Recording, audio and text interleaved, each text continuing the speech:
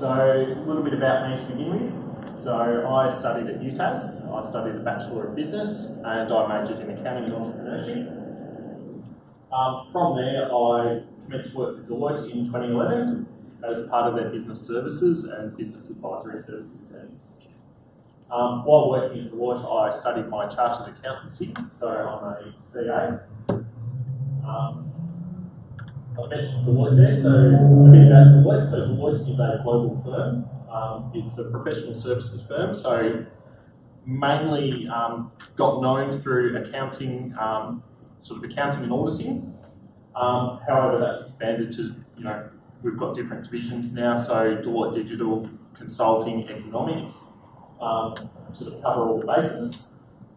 As I mentioned, global firm, we're actually the world's largest professional services firm. We're a Big Four accounting, both in the world and in Australia. In Australia, we've got 14 offices, about 6,000 staff. In Tassie, we've got about 100 spread across Hobart and Launceston. And as I mentioned, we do a wide range of professional services, so can cover across sort of auditing, accounting, taxation, capital raising, digital, consulting, sort of anything you need. Often we'll be able to assist or be able to direct you to someone that will be able to do. So we have our clients who are. So I've got clients who are starting out a business, growing businesses. They've got an established business which they're running. Restructuring, so they might have been trading for a while, things aren't working or things aren't structured as they should be, so they've decided to restructure. If someone's looking at selling or exiting a business, or looking to get more capital in, so they might have a need to raise some more money. So I've got clients who have assisted with all of those things plus more. What sort of things we'll cover today? So I've broken it down into a couple of different questions that we'll sort of be answering. And this is a lot of stuff to do with when you're thinking about starting a business, what should you be thinking about from a compliance point of view? Or what might you need to know that will help direct you make some of these decisions around what registrations you might need, what sort of entity you should be structured in. So pretty basic stuff, but they're often things that people will not have thought about to begin with, and they might actually be 12 months down the track, 24 months down the track, and they might have gone, oh, I should have done this differently. So 5 different questions there. So is my business a business?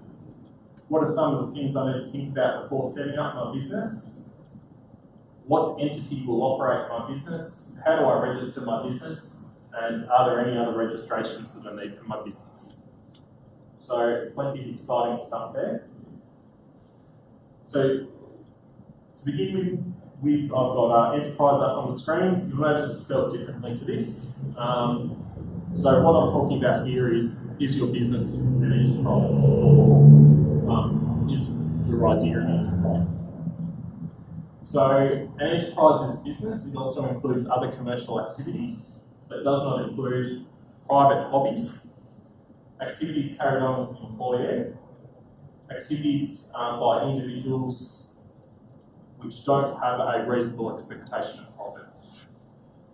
So this is a sort of a definition from the ATO. What they're trying to do here is work out how your idea might be categorised. So only things that are businesses need to sort of go through the next steps and have registrations. Talk more about whether something is a business or is a hobby. So again up here, ATO definition, hobby is a spare time activity or pastime pursued for pleasure or recreation. So unlike a hobby, a business is run with the intention of making a profit and has basic reporting requirements such as declaring income and expenses. So characteristics of a business. Now this is something that when you're starting out, you might start out something as a hobby and it might change over time. And it's not always clear cut whether something will be a hobby or will be a business. So they have listed a few characteristics there. that can help direct you as to which way you might fall, as sort of depending which way you fall, the outcomes will be different. So some of the characteristics of a business. So you might have made a conscious decision to start a business and have done something about it. So this might be go through some of the other steps that we've got today and obtaining some of the registrations that you require. You actually intend to make a profit or genuinely believe you'll be able to make a profit, even if you're unlikely to do so in the short term. You repeat similar types of activities. We'll go through a couple of examples of these shortly.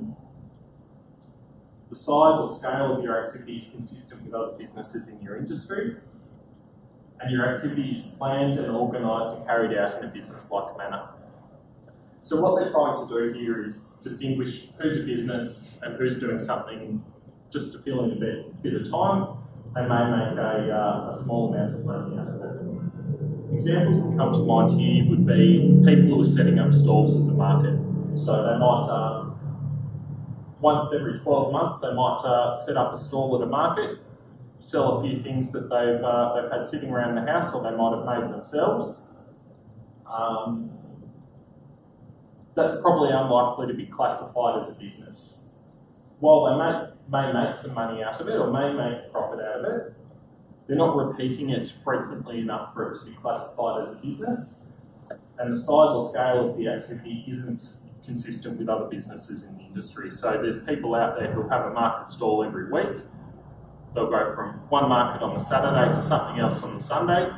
They've got a business-like activity, whereas someone who's showing up once every 12 months, once every 18 months, unlikely to be a business. A couple of other examples that I've got up there. So someone who might be working as a graphic designer and enjoys doing a bit of painting in their spare time. So occasionally someone might pay her for her work, but most of her paintings would be given away to family and friends, and she might just do this mainly for her enjoyment. Something like that would lean towards being a hobby. Whereas an example of a business would be someone who might work as an IT consultant. So their work as an IT consultant, if they're receiving salary and wage, that's not business. However, in their spare time, they're developing a website, developing an idea that they think will make a profit in the long term. However, in the short term, it's just costing them money. So they've incurred significant costs. So I've got up here an example: $6,500 of costs. They're spending about 15 hours a week of their own time and have done so for a few years. Even though they're yet to make a cent or yet to receive any money into the business, this would be classified as a business as there is the intention to make money over the long term. And they're incurring significant costs, which is similar to what they would have to do, or other businesses would do in the industry. Then got a bit of an example down the bottom, and this is something where it might fall into a grey area. So someone who works full time as a plumber. On their weekends, they decide to buy old motorbikes, fix them up, and sell them for a profit. So you can see here that if you go down the characteristics of the business, they would tick some to say that yes, they might be a business, but there would be others that which you either don't have the information for or they would say no to. So down the bottom there, again, it would probably depend on how frequently they're doing this. If they're doing one bike every 3 months, probably not a business, more likely to be a hobby. If they're buying and selling frequently and they're going once a month, then likely to be a business, and they should have some form of registrations and carry it out in a business like that. What we'll talk about now is some of the entity structures that you can use for running your business. So there's 4 common structures that you can use. One being a sole trader, second being a partnership, a company and a trust. And what this is the legal entity that's running the business. So there's pros and cons of each of the different structures, and we'll talk through those and also how to actually go about getting these set up. Sole trade is the most simple of the four. So a sole trader business is a person trading as an individual, legally responsible for all aspects of the business. This includes any debts or losses which can't be shared with others. It's the simplest and relatively inexpensive business structure that you can choose to use when starting a business in Australia. As a sole trader, you generally make all the decisions about starting and running your business, although you can employ other people to help you. So as I mentioned, simplest, cheapest business structure you can choose, and it has few legal and tax formalities. If you operate a business as a sole trader, you trade on your own and you control and manage the business. You're legally responsible, and any debts or losses you're personally liable for. What I'll break this down to for each of the different entity structures are setups, operations, tax and compliance, and then if there's anything else that you might need to keep in mind. So to set up as a sole trader, an individual can need only register an ABN. Everything else that they'll need, tax file numbers, they should have already if they've been working previously. If they haven't, then they might need to register a tax file number. Pros of the setup: it's cost effective, so you can apply for an ABN online, do it yourself, and you'll normally get it the same day. As far as operating the business, the sole trader has sole control of the operations. They can employ other people. So pros and cons. So pros are that the person who owns the business is the one who's operating the business. So they can make all decisions. They're likely to have the best knowledge for the way forward within the business. And while they may not have everything covered, they can employ other people to work for them. Some of the cons: it can be seen as less legitimate than other structures. So we'll talk about what this might mean when we come to companies. As far as tax and compliance, the individual is solely responsible for the tax of the business. So this forms part of the individual's tax return. So the profit or loss that the business might make will sort of be bundled in and lodged with any other income that an individual may have. So pros of this: forms part of the individual tax return, so it's something that they would be doing anyway. So often that may mean it might be a lower compliance cost if you do use an accountant to lodge the return. Or you can lodge it yourself. So the pros: in a low profit business, you'll just be paying tax at marginal rates, so often that may be a lower tax rate than in something like a company. Some of the cons of that though: if a business makes big money, there's one person who has to pay tax on the profit, and then suddenly you'll be paying tax at a higher rate. Unable to split income. So splitting income is something we'll talk about in partnerships and trusts. What are some of the other things that you might need to think about? So sole trader structure suits simple businesses that are not incurring many liabilities. Pros of this: it's a good way to, if you're not sure if your idea will get legs and make the distance, it's a good way to test the water without incurring high costs and without incurring any setup costs. Some of the cons of this though: personally liable for the debts. So often you'll be, any other assets that you may have may be at risk if you're trading as a sole trader. And another con there is you're often not eligible for lots of government grants. So government grants, they'll often be put out to be applied for, and often they'll be companies only. So this is what the tax structure is. So the sole trader pays the tax out of the profits of the business. and tax is payable by adding the net profit of the business to any other income that an individual receives. If a sole trader business does make a loss, sometimes that can be applied to other income that the individual may have, or there are circumstances where that will be carried forward to be used up over time once the business begins to make a profit.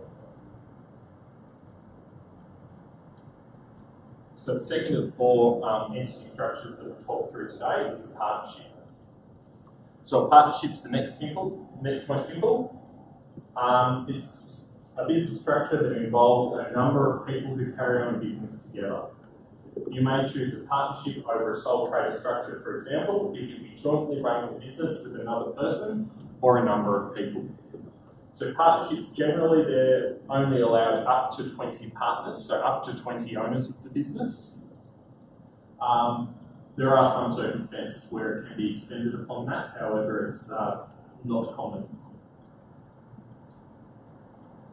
So a partnership, relatively inexpensive to set up and operate. It is an association of people who carry out a business and distribute income or losses between themselves. A formal partnership agreement is an important tax document if profits or losses are not to be distributed equally among partners. Talk about what that means when we get to the tax and compliance. So first of all, we'll talk through the setup. So a partnership structure suits simple businesses run by between 2 and 20 individuals.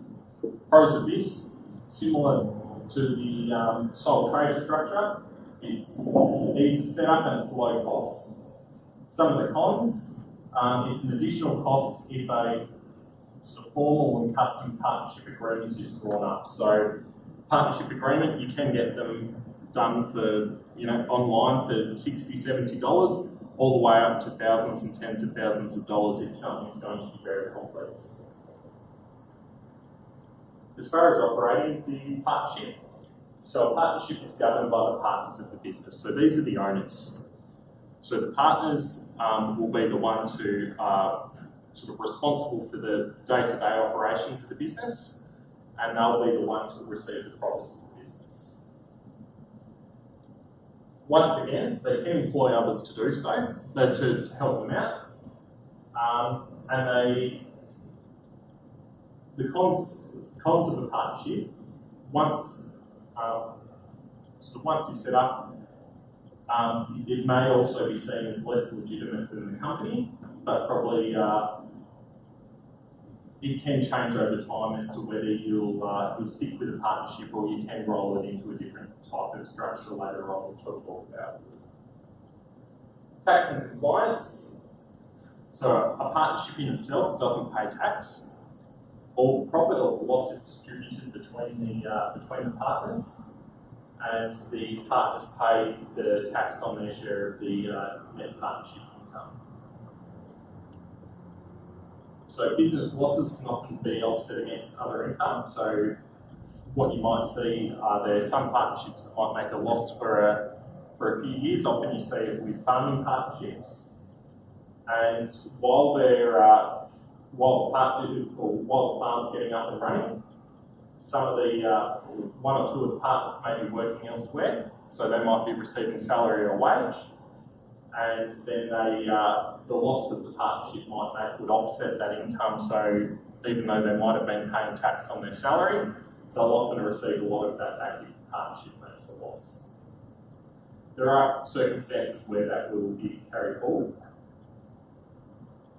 Cons of the partnership as far as the tax and compliance goes is that you are limited to who you can split the partnership income with. So again, if profits are high and you've got two partners, the profits need to be split equally between the two, unless there's part of the partnership agreement that it will be distributed differently.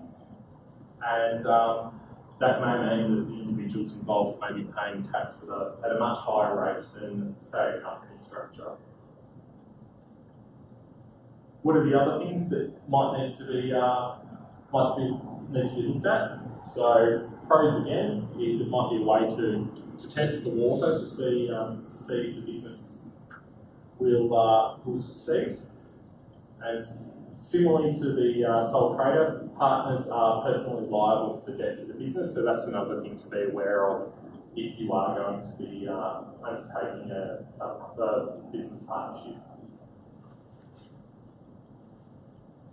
As far as the tax structure goes, so as I mentioned, partnership does not pay tax on the profits of the business, and unless the partnership agreement is in place, profits will be distributed equally to the partners. So, say the partnership made $10,000, that would be split in two. Partner 1 would get $5,000, partner 2 would get $5,000, and they'd pay the tax on that in their own returns.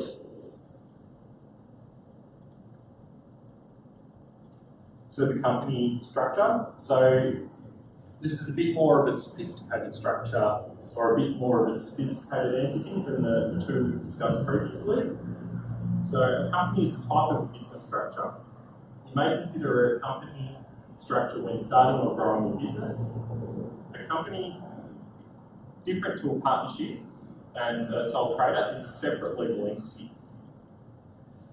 This means the company has the same rights as a natural person, meaning that it can incur debt, it can sue, be sued, enter into contracts. The company's owners, the shareholders, can limit their personal liability and are generally not liable for company debts.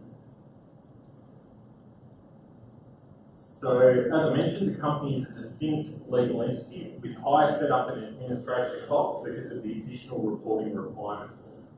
So companies are regulated by the Australian Securities and Investment Commission, ASIC. We'll talk about them a little bit later on. So to set up a company, slightly more complex than other entities. And due to this, there's high costs involved as well. So to set up a company, you're probably looking at about $1,000, which it's something where often as starting a business you might not want to incur that $1,000. However, there may be benefits in doing so. Some of the pros of the setup is you've got something called share classes.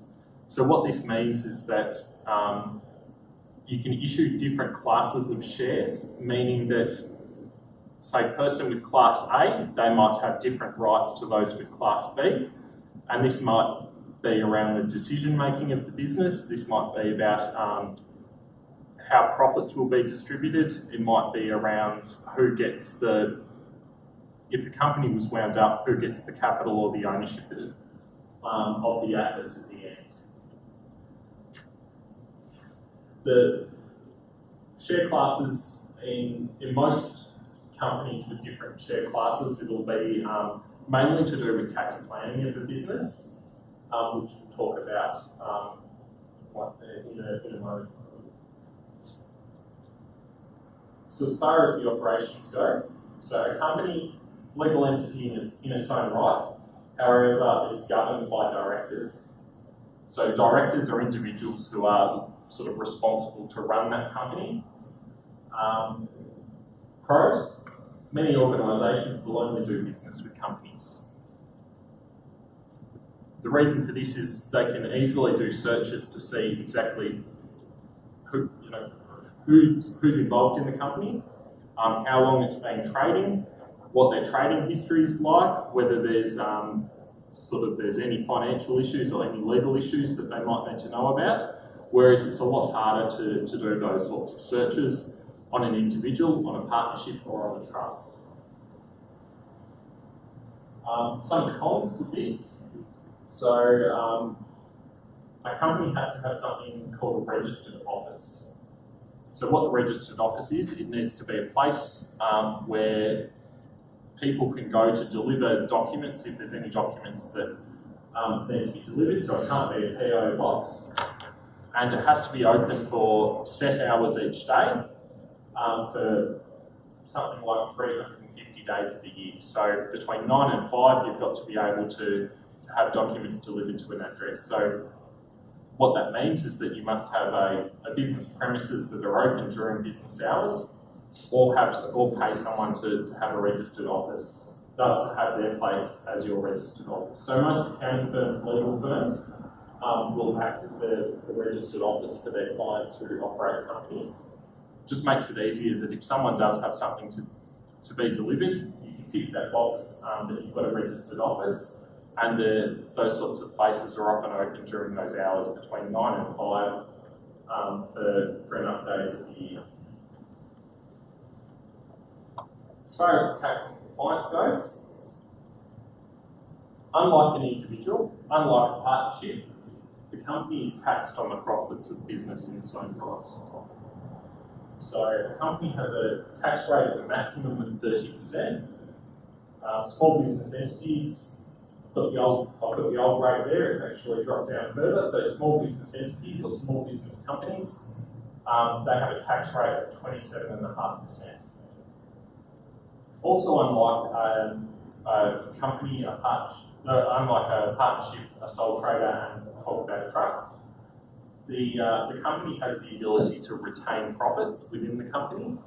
What that means is that each year the company will pay tax. It doesn't have to pay out all the money that it's made that year or apply all the money that it's made that year to the individuals or the shareholders of the business. Cons of this, a company is taxed on the first dollar of profit that it makes. So what that means is that as an individual, there's something called a tax-free threshold. If you earn under about $18,000 a year, you don't often pay tax at all. Whereas if the company was to earn $18,000 a year, they would be taxed at either the rate of 30 cents in the dollar or 27.5 cents in the dollar on that entire $18,000. So those businesses that might not be making a lot of money would be paying a higher amount of tax than if they were operating as a sole trader, a partnership, or a trust. Some of the other cons, something called an ASIC annual review. So each year ASIC writes to the company, requests that they check that all their details are still up to date, and also pay an annual fee. It's a couple of $100, so it's not a huge amount in the scheme of things, but by the time you add on the other compliance costs, suddenly to operate a company, you'd probably be looking at $1,500 a year for the tax, the accounting, and the compliance costs as a minimum. So that can go up significantly from there. What are some of the other things to think about? So, unlike other entity structures, the company is not limited by who it can issue capital to and when. What that means is it's a good entity structure for those businesses that might need to be a bit flexible over time as to who's investing in the business. If they've got growth needs and they might need to get someone else involved. The company, being its own entity, it can live on forever, provided things like your annual company fees being paid and your business is not making losses. Other pros of operating a company, limited liability. So often that means that those who are the owners of the company are not on the hook for the debts of the business if things go wrong. Sometimes it will be the directors of the business, but in a partnership or a sole trader, the business is not its own legal entity. Therefore, the individuals that are involved are the ones who have the responsibility. Whereas a company, own legal entity, therefore it can look after its own debts. Other pros, eligible for things like the R&D tax offset, and as I mentioned before, flexible structure for growth, and often by being a company you'll be eligible for other sorts of grants and incentives that may be out there, unlike some which are limited to companies, so you'll miss out if you're a partnership, sole trader or a trust.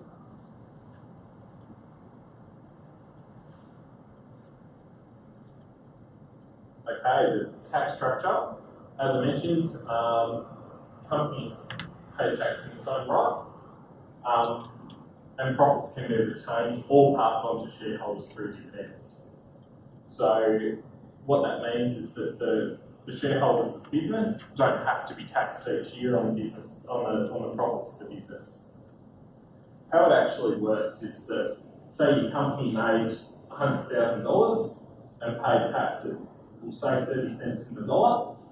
So the company would pay $30,000 tax on the profit of the business.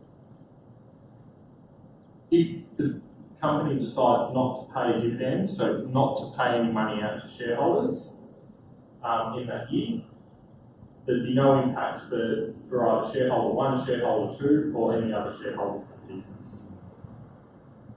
If the company makes $100,000, says, look, we don't need any more money to expand, let's reward our shareholders, you could pay that down to the shareholders of the business, and this would be distributed by the share classes. So if everyone's got the same class of shares, someone might have 5 shares, someone else might have 5 shares, so it would be split 50-50. If someone's got 8 shares and someone's got 2, then it would be split 80-20. If there's different share classes involved, so someone might have Class A shares, someone might have Class B shares, what that might mean is that the person who's got Class A shares gets different dividends to those who have Class B. Bit more complex, something you probably won't need to know for now, but it's worth keeping that in mind. Once the dividend's paid, how it actually works for the individual shareholders is they're taxed on that dividend, so they're only taxed on the amount that gets paid out of the business. However, they get a credit for the tax that the business has paid. So an individual might be paying tax at, say, 32.5 cents in the dollar. If the company's already paid 30 cents tax on that dividend, they would only be paying the top up, so 2.5%. And if they fall into a lower tax bracket, so 19 cents in the dollar or into a maybe in the tax-free threshold, they would get a credit for all of the tax and they would get a tax refund for the tax that the company's paid. So on to the final of the 4 structures that we'll talk through tonight, and this is the trust. So a trust is an obligation imposed on a person, called the trustee, to hold property or assets for the benefit of others, known as beneficiaries.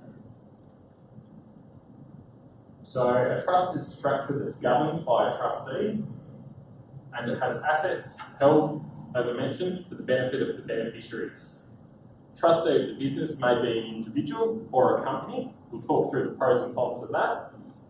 And a trustee is imposed to act in the best interest of its beneficiaries.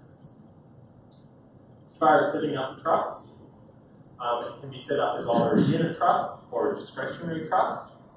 I'll mainly talk about discretionary trusts tonight. The key difference between a unit trust or a discretionary trust is a unit trust has some form of a fixed method of distribution, whereas a discretionary trust can be changed each year. So often a unit trust would be used where it's maybe people who have a purely business relationship, whereas a discretionary trust are often set up within a family group. So some of the cons of the setup costs about a couple of $100 for an individual trustee, or $1,000 if you're going to use a company to be the trustee of the trust. It also requires people to act in the roles of settler, trustee, and appointer, and there must be beneficiaries. Final one down there is I've got the stamp duties payable, not a big cost, it's about $50 and paid to State Revenue Office in Tasmania. Operations. So operationally, the trust cannot make its own decisions. However, the trustee of the business is the one who would make the decisions. As I mentioned, trustee can be either an individual or a company. So what you're combining there is two of the different, or sort of two different entities if you decide to get a company involved, which we'll talk through when we talk about limiting the liability of a trust. As far as the tax and compliance goes, trust in does not normally pay tax in its own right, with profits taxed by sort of in the returns of beneficiaries. There are certain circumstances where a trust will pay tax. When it does, it's often at the top rate, so you want to avoid that if at all possible. Pros of using a trust, though, is the flexibility to distribute and split income among family members. Also eligible for certain capital gains discounts if something does make a capital gain over time, whereas the company is not. Cons, losses cannot be offset against other income that carry forward, and no profit retention. So what that means is that if a trust makes a big amount of money one year, all of that's got to be paid out and taxed in the individuals or the other entities that are involved. Some of the other pros, so limiting the liability. So you can have a company as the trustee, and that will suddenly limit the amount of the liability in the business. And unit trusts, they can issue more units over time. So what that would mean is if you set up as a unit trust, you need to get more money into the business. You can go out and either approach those who are unit holders or owners of the business, or attract new owners to the business in exchange for more money and more capital injected. As far as the tax structure, so got the trust sitting at the top there. As I've mentioned, tax is not normally paid by the trust. Profits are passed on to the beneficiaries, and the beneficiaries are the ones who pay the tax. Tax is paid at the marginal rates by the beneficiaries, so that's after adding the distribution that they would receive from the trust to any other income that they may have.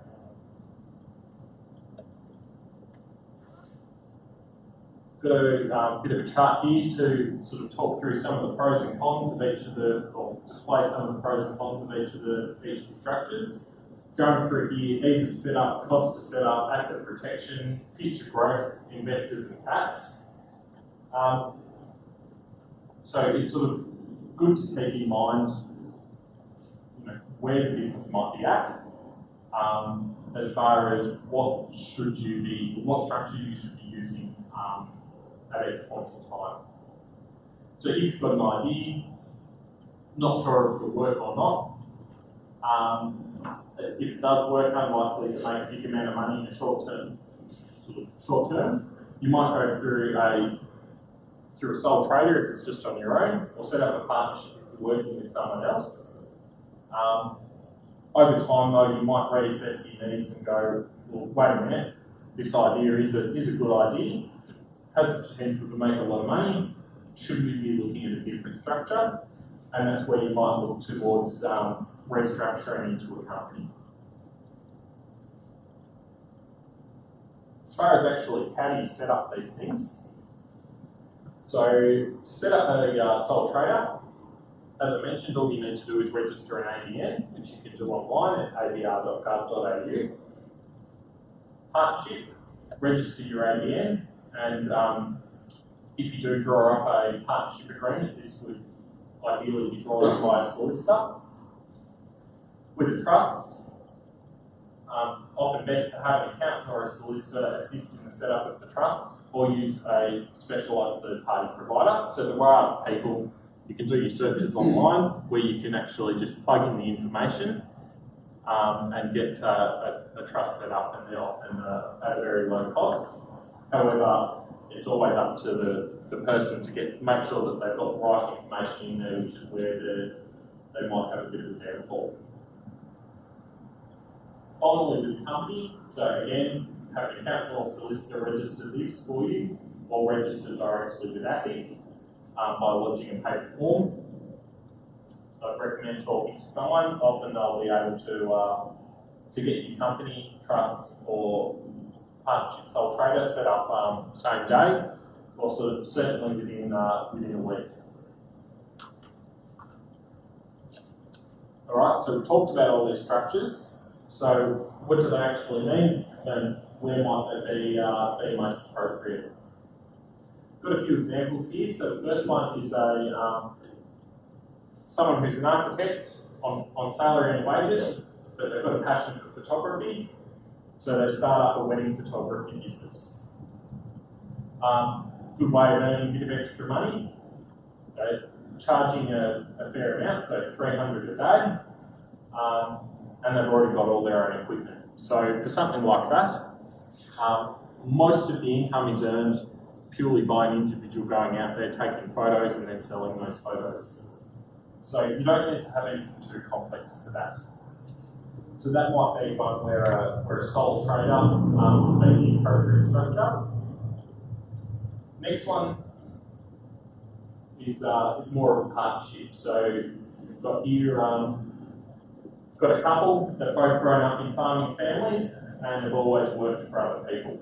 They've decided to buy their own farm where they'll grow veggies. Over time, they plan to give up their employment once the farm sort of kicks off and starts making money. So in this scenario, a partnership would be most appropriate. Reasons being there's two people involved.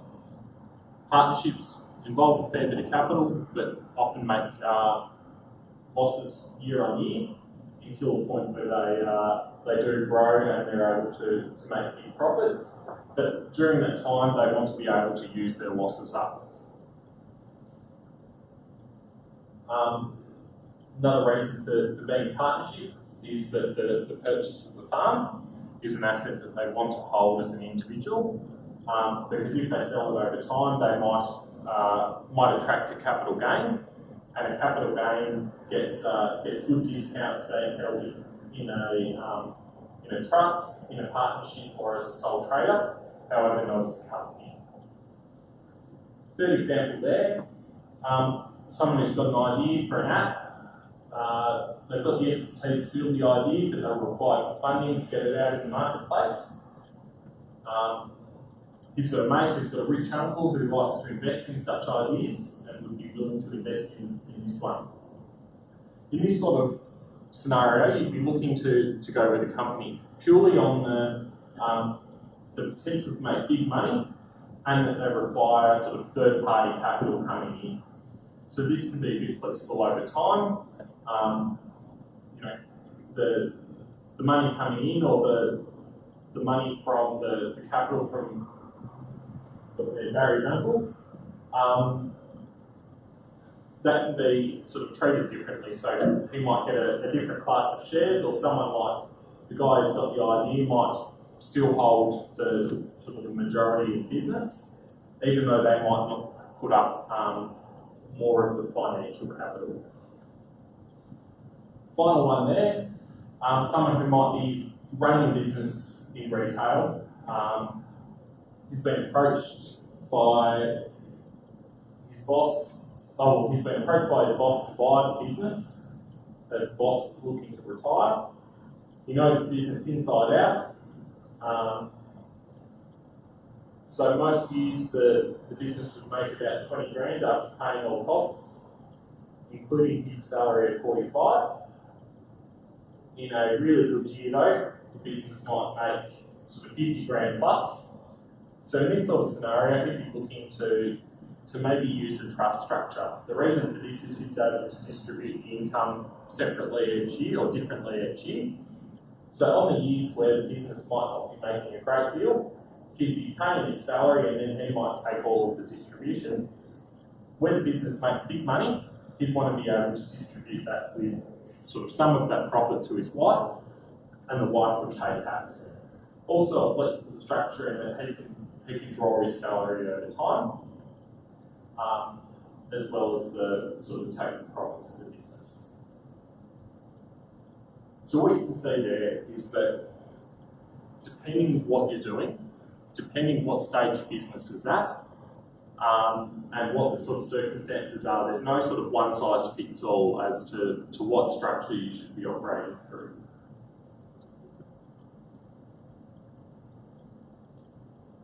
The next sort of thing, once you might have got a handle of that, of what structure you're actually going to use, you need to think about, well, what are the registrations or what else do I need to be able to get business up and running?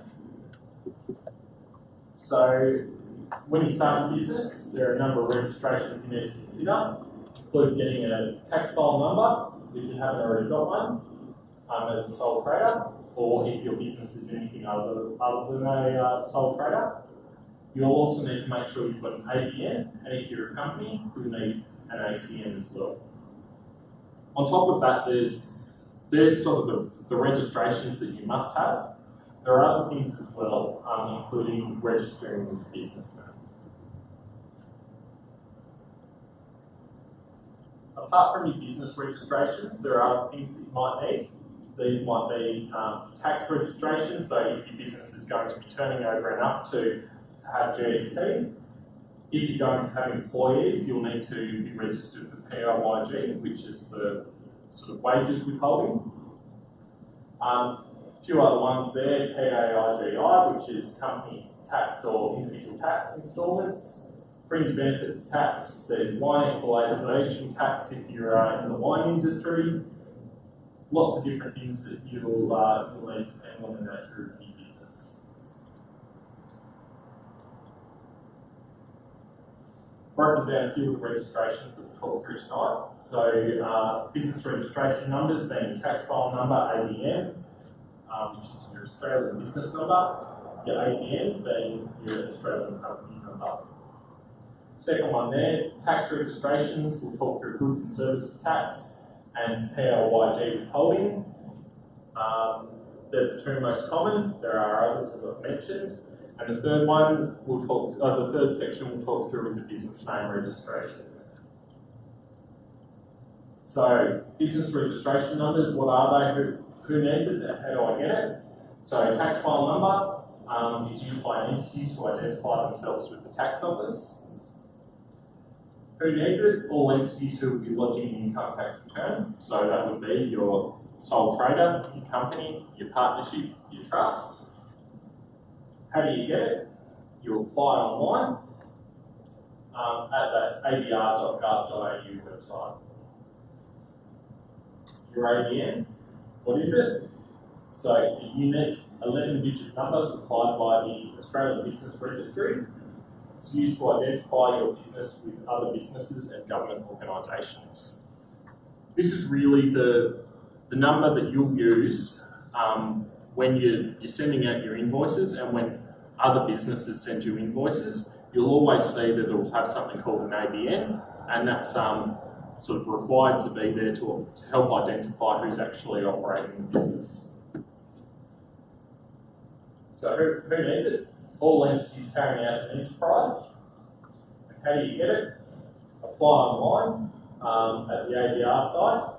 And you need to provide details about your business, including the industry, who owns it, and who's got control. An Australian company number. So ASIC issues companies with a unique number called an ACN upon registration of the company. Who needs it? Well, only companies, and they're required to be registered with ASIC. How do you get it? When you set up your company, ASIC will issue you with a company number, so they actually supply this to you. Once you've got these registrations, it's important to keep a record of the numbers that you've got, because they won't change over time.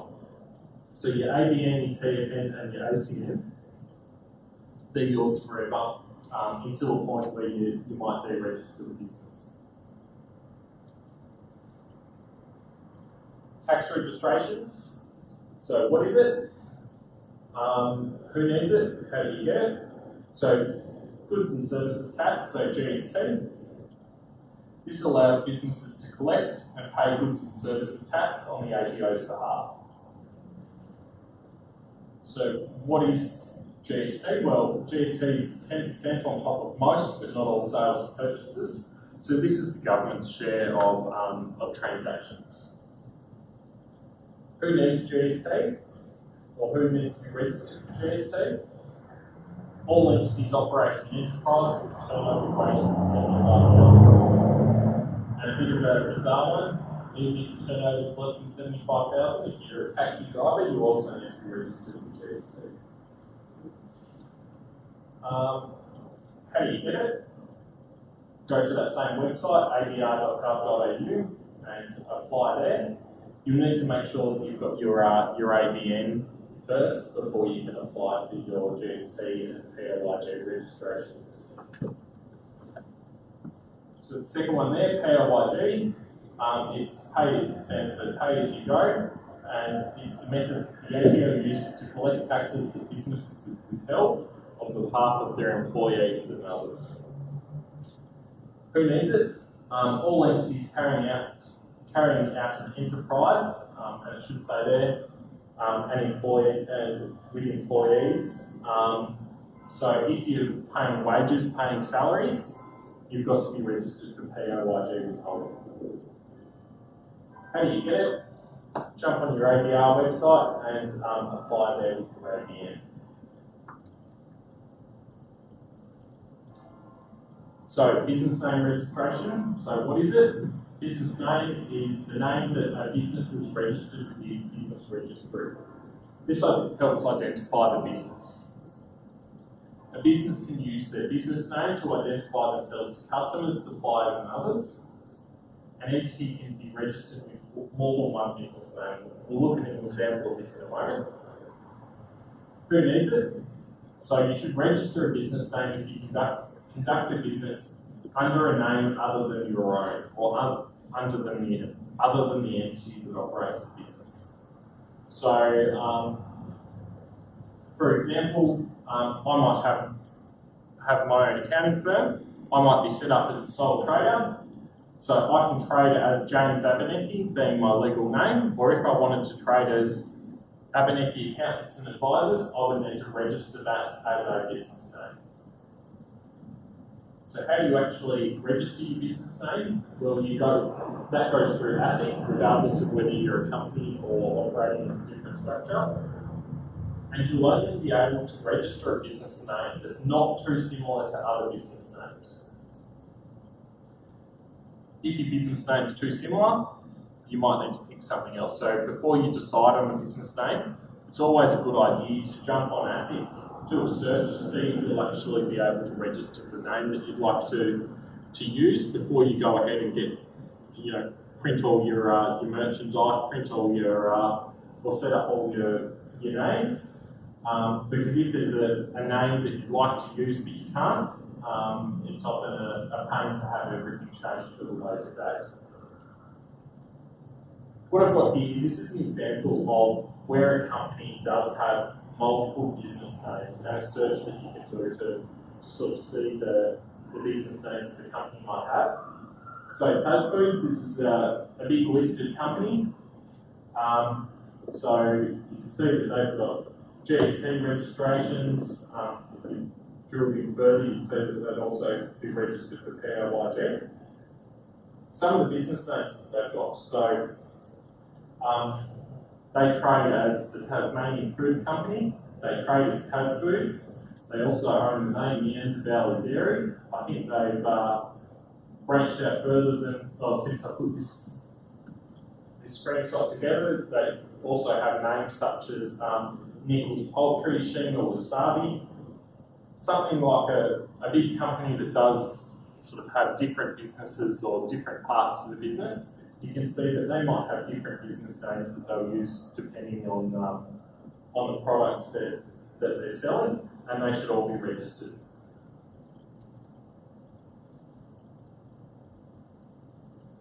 All right. As far as the timeline of starting a business goes, so what are some of the things that you might need to have a think about and the timing for doing so? So, sort of reviewing the requirements of the business, assessing which is the most appropriate business structure. That will be the first two activities. Once you've decided on that, preparing the paperwork to set up the structure and then executing the paperwork. Second one, set up your registration. So to do that, if it was a company, you would have to wait till you receive your ACN from ASIC.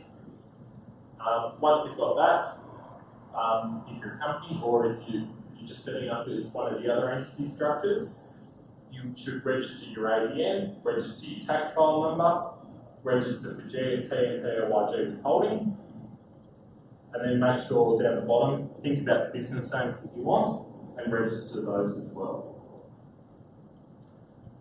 Essentially at that stage, or even before you've registered the business name, you're ready to go into business. But what are some of the other things you might need to think about? Well, getting a separate business bank account opens up. Businesses shouldn't use a sort of personal account. It's always better to have things segregated through a business bank account.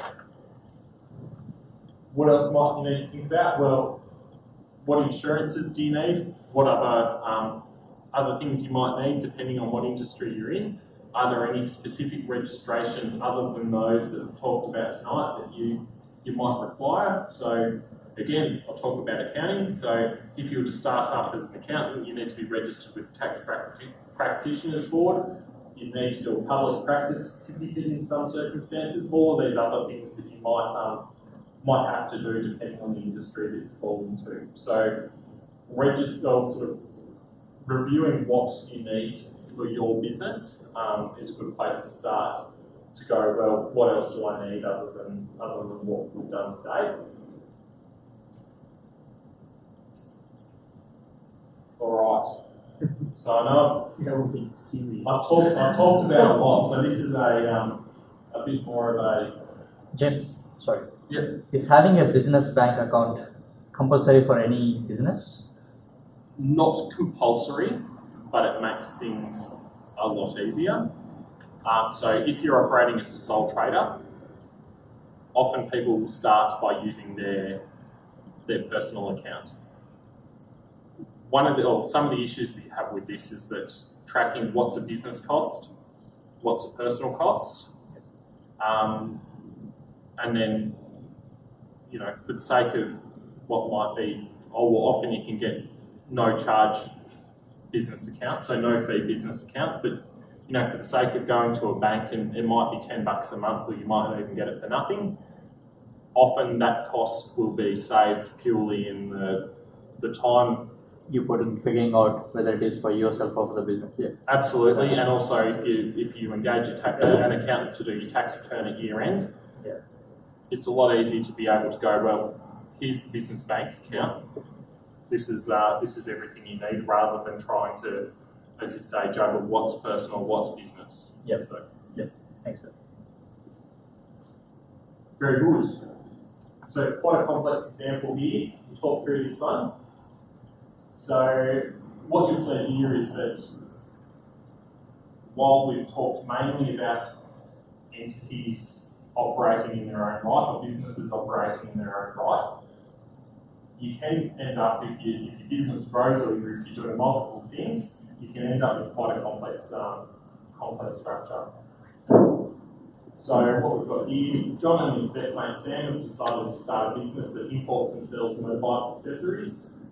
John already runs his own company and makes enough money to support his wife, who is a stay-at-home mother, as he would like the ability to distribute profit from this business to his wife, if he so chooses. Sam also runs his business as a sole trader, which turns over 150k and makes about 30k a year. So turnover is your total sales for the year, and 30k profit. So the new business will split the profits 50% to Sam and 50% to John, and they do not wish to retain any profits. They will hire one employee and expect the turnover to be 800,000 and for a profit of 160,000. What I've sort of come up with here is that if you think about all the different things that they're doing or that they want to be doing, what are the different registrations that you use and what are the different entities that you use? So if we start start with the individuals. So we've got Sam down here. So he's running a business as a sole trader at the moment. So he would have a tax file number, an ABN, GST, and possibly a business name, unless he's operating using just his own name.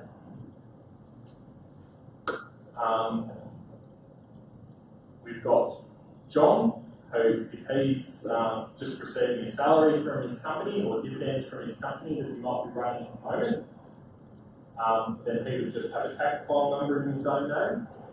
His wife would just have a tax file number. And what we'll talk about being the new business partnership, the employee of that partnership will just have a tax file number as well. Once you get up to the top, you get to the meaty stuff. So what we've got there, so we're going to set up a new partnership to operate this new business venture, and that'll allow profit to be split 50-50. Rather than split that directly with the individuals, what we're doing is we're getting a trust involved in each of them. So a partnership can be a partnership of companies, it can be a partnership of trusts, it can be a partnership of individuals. So this time we're going to partnership of trusts.